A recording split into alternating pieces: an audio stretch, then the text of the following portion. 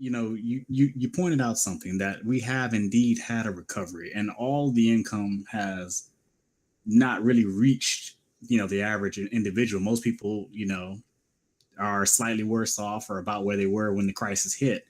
And I think it's important that we understand that there's an institutionalized aspect that creates that. And I think, I know, like you said, we don't have time to go through all of it, but I really want to pinpoint, if you could really, let's pinpoint like a broad brush on a couple of things, at least Sure.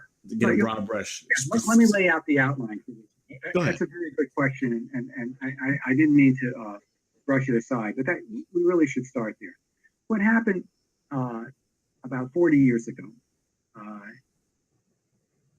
a new economic philosophy took hold within both political parties.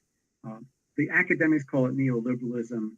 We call it the better business climate model.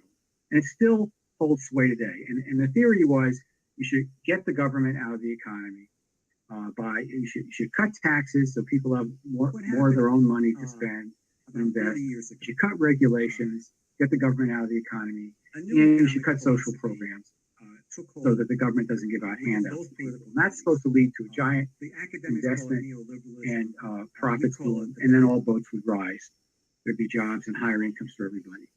That didn't happen. And the reason it didn't happen is that the deregulation of telephones and trucking and airlines is not the same as the deregulation of finance. The people at the time who peddled this didn't even know. I was in graduate school then, and they never talked about finance. Nobody talked about finance. But the Wall Street people were very shrewd when they saw this deregulate up until from 1933 to 1980. There was no premium for working on Wall Street. If you worked on Wall Street or you worked in General Motors, depending on your skill and experience, you got paid about the same. Then after deregulation hit, there was an enormous premium for working on Wall Street. So why was that? The answer is that in the deregulated environment, Wall Street figured out a way to basically financially strip mine corporation after corporation. They bought them up. They loaded them up with debt. They took out special dividends for themselves. They put in CEOs and changed the way they were paid. So all that CEOs cared about was the price of the stock. And then the most amazing thing of all happened. There was a rule change under the Reagan administration. Previously to that point, corporations were not permitted to buy lots of their own stock back because that was considered stock manipulation if they went to the market and bought back stock. After 1982, it was permitted. By 2008, now think about this for a second, this is mind-blowing, 75% of all corporate profits were used to buy back the shares of their own stock. Why? Because by doing so, they could increase the price of the shares. This Wall Street investors and the CEOs would make a killing by doing that. So the purpose of every corporation all across the country, this is what got institutionalized. The purpose of those corporations was not to produce a product, but was to produce cash flow to boost the price, to buy back their own shares, to boost the price of their own stock, and to make a killing. So the ratio of income between the CEO and the average worker went from 45 to 1 in 1970 to a phenomenal 844 to 1 in 2014. Now think about this for a second. 45 to 1 means one car for you, for the average worker, 45 for the average top 100 CEO. Let me. One home versus 45 homes. Can you imagine one home versus 844 homes? That's how runaway inequality went berserk. And it's now built into the way our entire economy operates.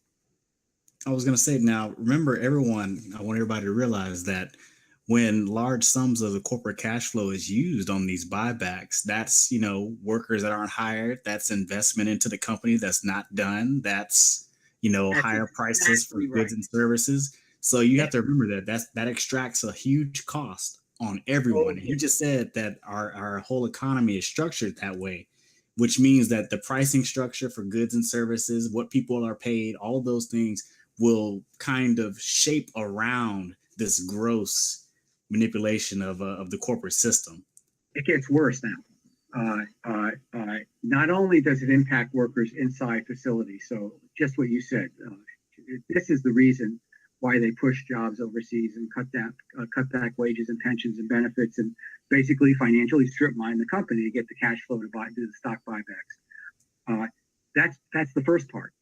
The second part is basically the answer to my son's question, which is, how can the richest country in the world have a perpetual fiscal crisis? Our infrastructure is collapsing. How can that be?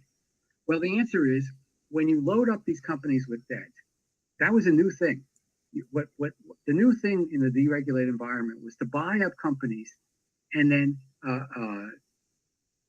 using a lot of debt, and then you put the debt on the company. It would be as if you went out and bought a car, and then the car had to pay back the loan and not you.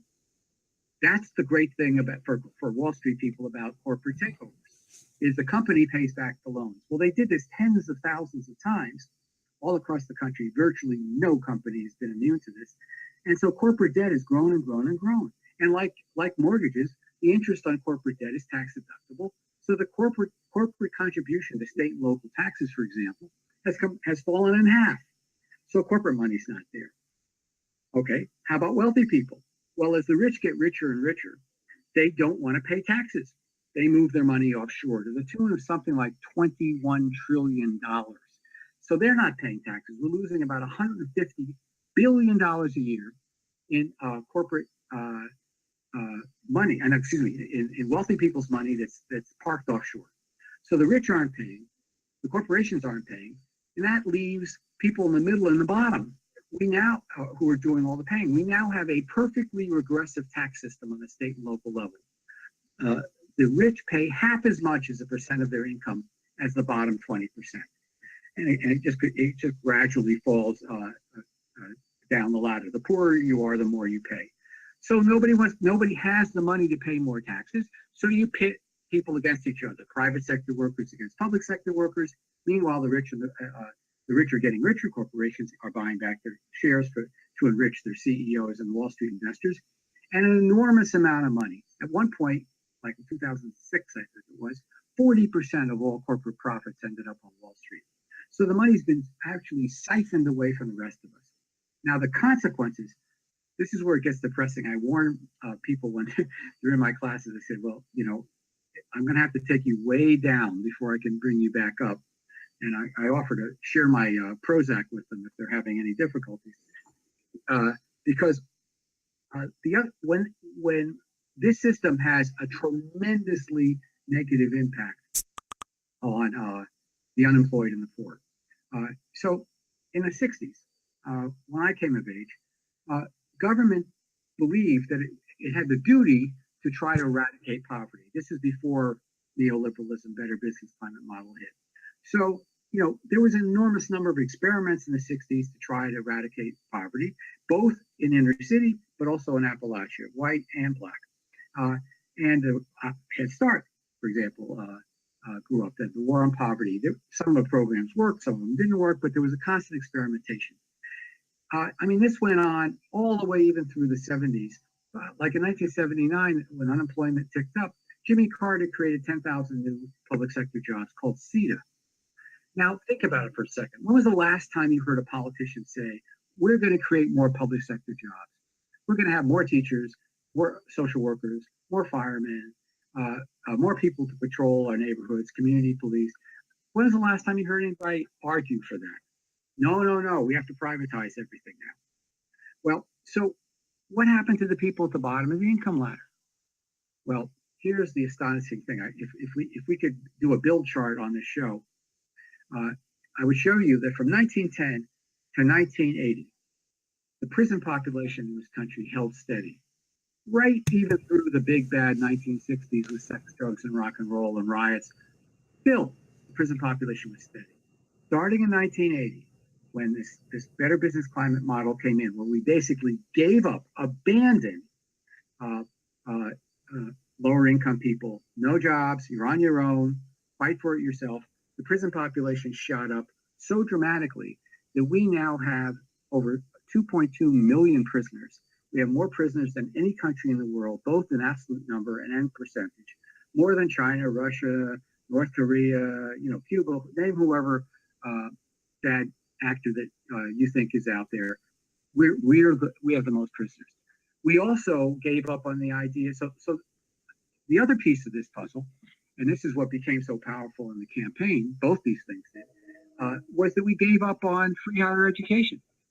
In the 1960s, uh, it was California was free, the whole system was free. New York, the whole system was free, and just about everywhere else, if you went to a state school and you had a decent summer job, you could afford to get your way through. Maybe have a little part-time gig while you're in school. It wasn't hard to afford college. Today, again, if you look at the chart, the same thing happens from 1980. Student loans just shoot through the roof. Today, it's a $1.2 trillion industry. So there was tremendous resonance for Sanders' uh, uh, proposal to have free higher education because it's so desperately needed. So, no education, nothing for poor people, put them in prison. That becomes our so we end up with a new philosophy. Uh, Basically, you're on your own. If you're unemployed, you're on your own. If you're a low income person, you're on your own. Government, expect nothing from government. So that's kind of become our new ethos.